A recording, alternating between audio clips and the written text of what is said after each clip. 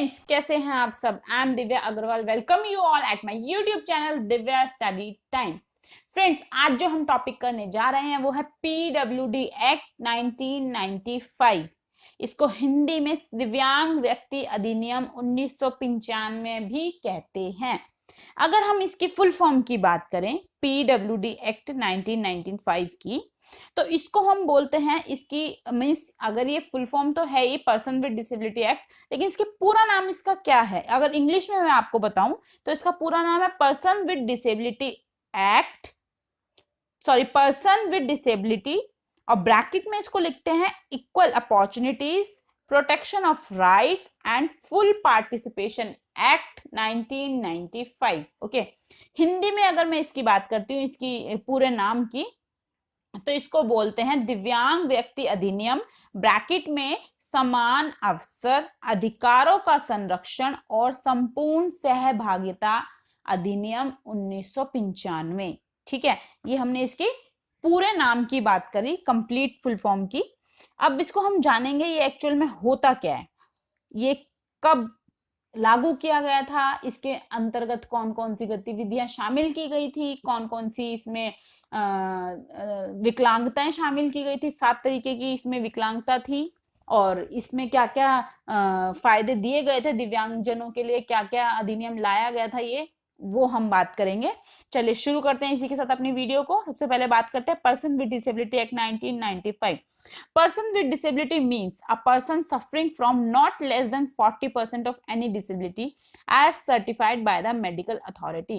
इसके हिसाब से मैं अगर बात करूं तो ये कह रहे हैं कि कोई भी व्यक्ति जो ग्रसित है किसी भी प्रकार की दिव्यांगता से, तो उसकी कम से कम 40% तक उसकी दिव्यांगता होनी चाहिए, जो कि सर्टिफाइड हो किसी भी मेडिकल अथॉरिटी से, उसको सर्टिफिकेशन मिला हुआ होना चाहिए, तभी वो पर्सन दिव्यांगजन माना जाएगा। ठीक है, और person with disability act 1995 was passed by Lok Sabha in 12 December 1995 and come into enforcement on 7 Feb 1996। जी, पास तो ये 1995 में हो गया था लोकसभा के द्वारा 12 दिसंबर 1995 को, लेकिन इसने काम करना कब शुरू किया था, एनफोर्समेंट में ये आया था 7 फरवरी 1996। ओके, ये वैसे तो पूरे ही भारत में लागू कर दिया गया था, सिर्फ जम्मू और कश्मीर जैसे स्टेट को छोड़कर। तो अगर मैं आपको हिंदी में इसके बारे में बताऊं तो इसके बारे में हम ये कह सकते हैं कि भारत में 1995 के दिव्यांग व्यक्ति अधिनियम लागू होने के साथ ही उनके अधिकार आधारित आर्थिक सशक्तिकरण के लिए पहला कदम दिव्यांग व्यक्तियों के अधिकारों पर संयुक्त राष्ट्र समझौता स्वीकार करना है। ओके, तो आज चलिए इसके साथ हम आगे बढ़ते हैं। फ्रेंड्स, इसके साथ इसमें मेनली 7 डिसेबिलिटीज जो आती हैं, 7 तरीके की विकलांगता को इसमें इंक्लूड किया गया था। सबसे पहले आती है ब्लाइंडनेस, जिसको पूर्ण दृष्टिबाधित कहते हैं, लो विजन अल्प दृष्टिबाधित, हियरिंग इम्पेयरमेंट यानी कि श्रवण बाधिता, लोकोमोटर डिसेबिलिटी अस्थि बाधिता, और फिफ्थ आती है सेरेब्रल पाल्सी यानी कि प्रमस्तिष्क पक्षाघात, 6 आती है मेंटल रिटार्डेशन मानसिक मंदता, और 7 नंबर पे आती है मल्टीपल डिसेबिलिटी यानी कि बहुनिसक्ता। ये 7 तरीके की डिसेबिलिटीज थी जो इसमें इंक्लूड की गई थी।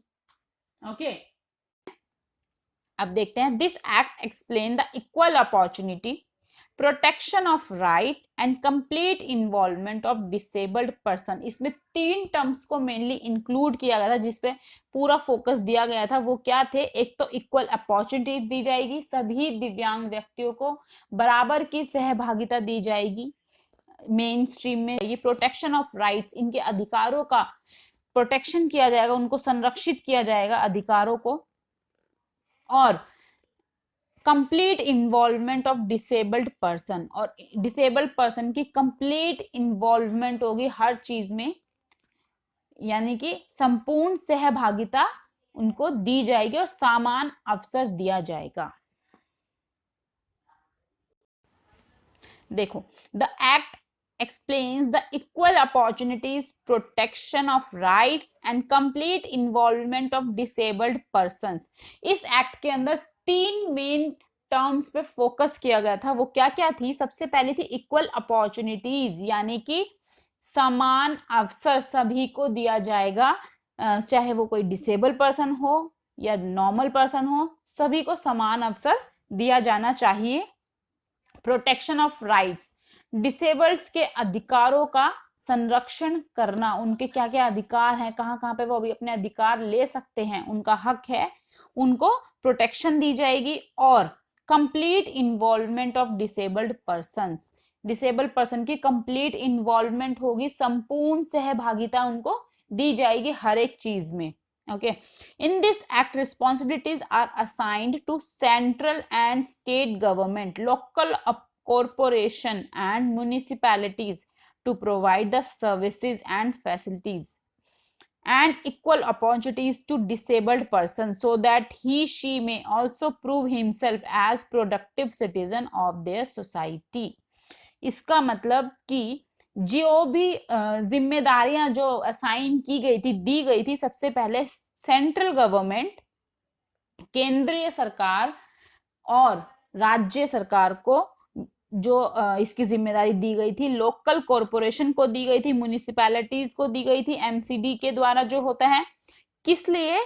कि उनको बराबर सर्विसेज और फैसिलिटीज उनको दी जाए और उनकी इक्वल अपॉर्चुनिटी हो, किसकी? दिव्यांग व्यक्तियों की, दिव्यांग पर्सन्स की, डिसेबल पर्सन्स की, सो दैट वो अपने आप को प्रूव कर सकें कि हम भी एक प्रोडक्टिव सिटीजन हैं इस सोसाइटी के, यानी कि अपनी गुणवत्ता को दिखा सकते हैं। तो इस चीज पे मेनली इस पे फोकस किया गया था कि इनको समान अवसर देना चाहिए। इसके अगर हम एम्स एंड ऑब्जेक्टिव्स की बात करें, इसका मेन उद्देश्य क्या था इस एक्ट को लाने का? To spell out the responsibility of the state towards the prevention of disabilities, protection of rights, provision of medical care, education, training, employment and rehabilitation of person with disability. जी, सबसे पहली रिस्पॉन्सिबिलिटी थी toward state की towards the prevention of disability. सबसे पहली जो थी क्या थी? डिसेबिलिटी से, किसी भी विकलांगता से उसको प्रिवेंट करना, बचाना।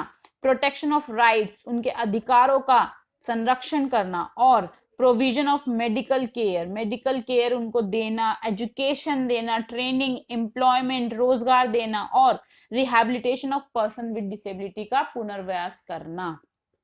Okay, to create a barrier free environment, सबसे बड़ा एम था इनका डिसेबल पर्सन्स के लिए बैरियर फ्री इन्वायरमेंट का क्रिएट करना उनको। To counteract any situation of abuse, exploitation of persons, किस इन पर्सन विद डिसेबिलिटी को, पीडब्ल्यूडी यानी कि दिव्यांग व्यक्तियों को किसी भी अब्यूज सिचुएशन और एक्सप्लॉयटेशन से बचाना। To make special provision of the integration of person with disability into the social mainstream, सबसे पहले जो था, जो इनका मेन उद्देश्य यही चल रहा है कि जितने भी दिव्यांग व्यक्ति हैं, विकलांग व्यक्ति हैं, उनको मेन स्ट्रीम के में इंटीग्रेट करना है, वो भी मेन स्ट्रीम का हिस्सा बन सके, ताकि वो कोई अलग प्राणी नहीं है, वो किसी और जगह से नहीं है। इस देश में सबको अधिकार है, सबको बराबर मौका मिलना चाहिए, अवसर मिलना चाहिए और उनके अधिकारों का पालन होना चाहिए। तो ये इस एक्ट में मेन फोकस किया गया था और उनको मेन स्ट्रीम का पार्ट बनाने की, इंटीग्रेशन की कोशिश की है। अब इसके main provision of the act, इसके क्या मेन प्रोविजन है? Prevention and early detection of disability, disability का सबसे जल्द से जल्द उसकी पहचान करके उससे प्रिवेंशन करना, एजुकेशन देना, शिक्षा देना, एम्प्लॉयमेंट, रोजगार देना, नॉन डिस्क्रिमिनेशन यानी कि भेदभाव नहीं करना, research and man power development, man power development करना, रिसर्च करना, affirmative action and social security, सामाजिक सिक्योरिटी उनको देना। प्रिवेंशन एंड अर्ली डिटेक्शन का मतलब क्या है? देखिए आज ये समझते हैं। Undertake surveys, investigations and researches concerning the cause of occurrence of disabilities, promote various methods of preventing disability, provide facilities for training to the staff at the primary health center। यानी कि अलग अलग ऐसे तरीकों को इन्होंने प्रमोट किया जिससे लोग अवेयर हो सके और दिव्यांगता से बच सके, उसकी प्रिवेंशन उसकी ले सके। प्रोवाइड, उनको ट्रेनिंग दी गई, जो स्टाफ है प्राइमरी हेल्थ सेंटर्स जो होते हैं हर एरिया में, उनको ट्रेनिंग दी गई विकलांगता के प्रति। Take measures for prenatal and postnatal care of mother and child, mother और चाइल्ड के प्री नेटल और natal prenatal and postnatal यानी कि जन्म से पहले और जन्म के बाद के जो इश्यूज होते हैं उनको कम करने के लिए, उनकी मदर की और चाइल्ड की केयर के लिए अलग अलग स्टेप्स लिए गए, उनकी देखभाल के लिए। Educate the public through the pre schools, primary health centres, village level workers and anganwadi workers, इनको शिक्षा दी गई, इस बारे में इनको समझाया गया, किसको, प्री स्कूल्स को और स्कूल्स के बच्चों को, प्राइमरी हेल्थ सेंटर्स को जो हर एरिया में होते हैं, विलेज लेवल वर्कर्स जो गांव में जो काम करते हैं उन वर्कर्स को, और आंगनवाड़ी के जो वर्कर्स होते हैं उनको इसके बारे में अवेयर किया गया, उनको जैसा जागरूकता उनके बीच में फैलाई गई ताकि वो इस एक्ट को लागू करने में हेल्प कर सके। क्योंकि आप देखिए हर चीज छोटे से शुरू होती है तब वो बड़े तक जाती है, हमें हर एक जगह छोटी से छोटी जगह पे अवेयरनेस देनी होगी जिसके कारण वो फैलेगा। ठीक, तो ये सब किया गया, आंगनवाड़ी वालों को अवेयरनेस करा गया, उनको वर्कर्स को एजुकेट किया गया, अवेयर किया गया।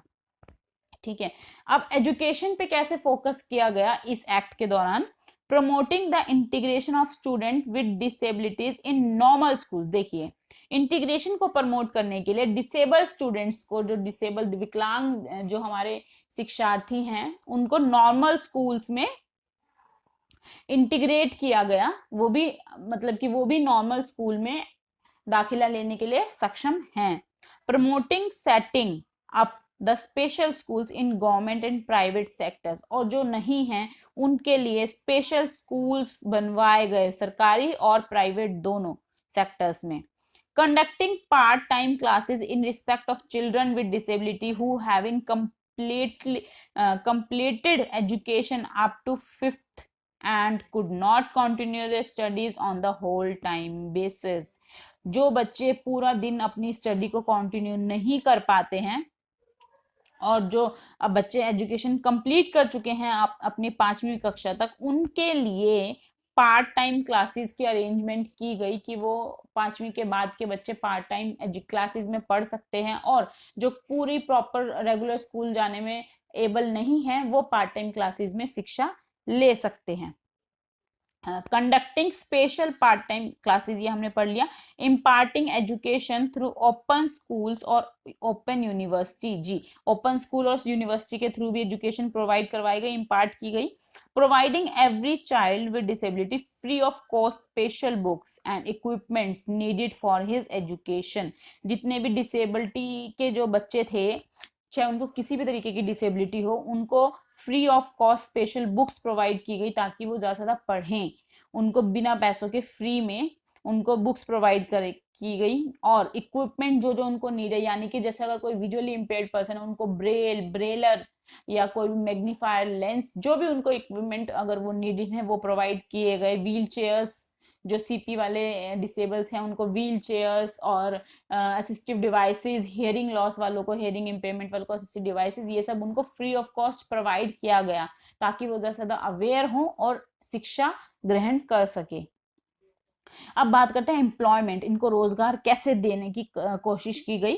Appointing appropriate governments to identify the post in government establishment which can be reserved for disabled persons and review the list of posts at periodic intervals not exceedingly 3 years, section 32। जी देखिए, अब हर एक government sector में इनके लिए appropriate जो इनके हिसाब से काम था डिसेबल्स के लिए, वो उनको रिजर्व किया गया, उनके लिए सीट्स रिजर्व की गई और पर्सन की हर पीरियोडिक इंटरवल पे इसको रिव्यू किया गया कि ये इसके अकॉर्डिंग काम होना चाहिए। At least 3% of vacancies in every government established are to be reserve for the persons with disability, out of which 1% each shall be reserve for the person suffering from blindness और low vision and the other 2% for person with hearing impairment. देखिए, हर एक government sector में जितनी भी government vacancies निकलती हैं उनमें 3% वैकेंसीज जो है डिसेबल पर्सन के लिए रिजर्व की गई, उनको अलग से आरक्षित किया गया, जिसमें कि 1% ब्लाइंडनेस और लो विजन के लिए, जो दृष्टि बाधित हो या आंशिक दृष्टि बाधित हो उनके लिए रिजर्व की गई, और 2% जो है बाकी की बची हुई वो पर्सन विद हियरिंग इम्पेयरमेंट और अदर डिसेबिलिटीज के लिए रिजर्व की गई। But the central government may exempt any established from the above requirements if the nature of work in such establishment is such that disabled persons are unable to work in such establishment। अगर कोई भी disable व्यक्ति उस काम को करने में असक्षम है, वो काम को नहीं कर पा रहा है, तो उसके अकॉर्डिंग उसको चेंज कर दिया जाएगा। ओके, नॉन डिस्क्रिमिनेशन को कैसे बढ़ावा दिया गया?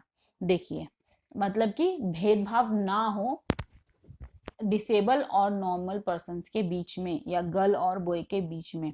Adopt rail compartments, buses, vessels and aircraft in such a way to permit easy access to such persons. देखिए, नॉन डिस्क्रिमिनेशन कैसे कि अगर जनरल पर्सन्स रेल में जाने में सक्षम है तो डिसेबल्स भी जा सकें, ताकि अगर वो एयरक्राफ्ट में जा रहे हैं तो डिसेबल्स भी जा सकें, वो भी यूज कर सकें, बसेस यूज कर सकें। तो उनके लिए अलग से रेल कंपार्टमेंट्स बनवाए गए, अलग से एयरक्राफ्ट्स में ऐसे तरीके से बनवाया गया कि वो इजीली एक्सेस हो सके डिसेबल्स के लिए। Engrave the surface of zebra crossing for the blind और the person with low vision और ब्लाइंड पर्सन के लिए जो जेब्रा क्रॉसिंग का जो जहां से जेब्रा क्रॉसिंग की रोड क्रॉस करते हैं वहां पे उसको एनग्रेव किया गया, मतलब कि उसको गहरा उस तरीके से उस पर टेक्टाइल फॉर्म में उसको बनाया गया।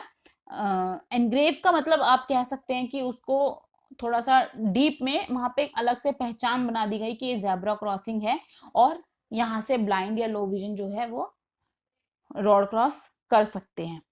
Provide ramps in public buildings में रैम्प्स प्रोवाइड किए गए। Providing ramps in hospital, primary health centres and other medical care and rehabilitation institute, और जितने भी रिहैबिलिटेशन इंस्टीट्यूट्स हैं, मेडिकल केयर हैं, हॉस्पिटल्स हैं, प्राइमरी हेल्थ सेंटर्स हैं, हर जगह रैम्प्स प्रोवाइड किए गए डिसेबल्स के लिए। देखिए आप कितना कुछ सरकार ने इस एक्ट के आने के बाद किया। Provide Braille symbols and auditory signals in elevators और लिफ्ट में और एलिवेटर्स में जाने के लिए ब्रेल सिंबल्स प्रोवाइड किए गए उनको, और ऑडिटरी सिग्नल्स प्रोवाइड किए गए ताकि जो हियरिंग इम्पेयरमेंट पर्सन है या फिर जो ब्लाइंड है या लो विजन है वो ब्रेल को देख के समझ सके कहाँ उसको जाना है, लिफ्ट यूज कर सके, और जो हियरिंग इम्पेयरमेंट है उनके लिए ऑडिटरी सिग्नल्स प्रोवाइड करवाए गए ताकि वो उसको यूज कर सके। देखिए आप हर एक फील्ड में गवर्नमेंट ने कितना कुछ डेवलप किया, उसके बाद ही पीडब्ल्यूडी के बाद ही जो डिसेबल्स हैं उनको नई पहचान मिल सकी है।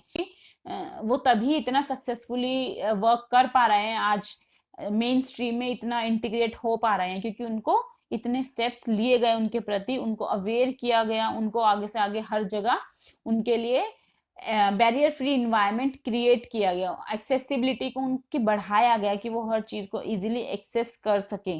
Metros, trains, right, zebra crossings पे, रोड्स पे, और जितने भी पब्लिक या पब्लिक सेक्टर्स हैं, हॉस्पिटल्स वगैरह में रेलिंग बनवाई गई, रैम्प्स यूज करे गए, ब्रेल, ऑडिटरी, सब कुछ उनके लिए किया गया। इसके बाद करते हैं research and man power development में क्या गया। Research in the following area shall be sponsored and promoted. Prevention of disability से प्रिवेंशन करने के लिए इसको प्रमोट किया गया।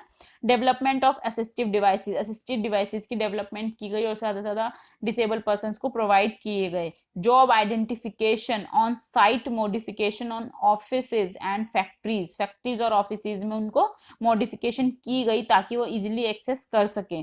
Financial assistance shall be made available to the universities and other institutions of higher learning professional bodies and non government research units. Financial assistance भी उनको provide की गई, यानी कि स्कॉलरशिप के रूप में उनको फर्दर अपनी एजुकेशन कंप्लीट करने के लिए फाइनेंशियल असिस्टेंस दी गई इंस्टीट्यूट्स के द्वारा, हायर लर्निंग के लिए प्रोफेशनल बॉडीज के नॉन गवर्नमेंट रिसर्च यूनिट्स के द्वारा उनको प्रोवाइड की गई एज अ स्कॉलरशिप प्रोग्राम।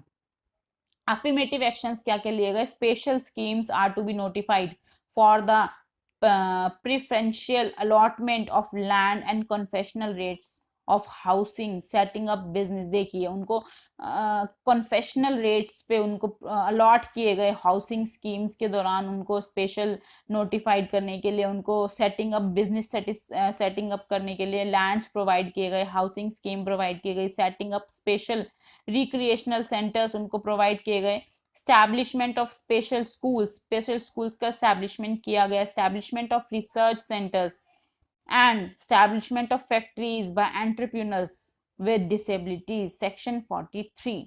इतना कुछ एस्टैब्लिश किया गया। देखिए आप यहाँ पर स्कूल्स, फैक्ट्रीज नई एस्टैब्लिश की गई, रिसर्च सेंटर, स्पेशल स्कूल्स, ताकि वो हर तरीके से इंक्लूजन का पार्ट बन सके, मेन स्ट्रीम में इंक्लूड हो सके। सोशल सिक्योरिटीज क्या क्या दी गई उनको? Financial assistance to non government of rehabilitation of person with disability, insurance coverage for the benefit of the government employees with disabilities, unemployment allowances to school with disability registered with the specific employment exchange for more than a year, who could not be placed in any gainful occupation।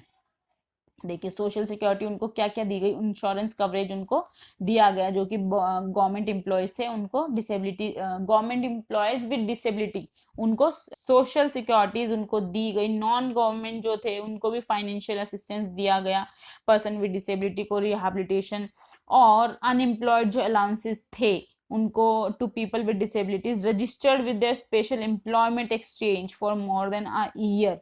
समझे? उनके लिए ये सारे steps government के द्वारा लिए गए थे under this act, PWD act. Thank you so much guys हमारी वीडियो को देखने के लिए और हमें अपना सपोर्ट देने के लिए। वेरी वेरी थैंक यू, धन्यवाद।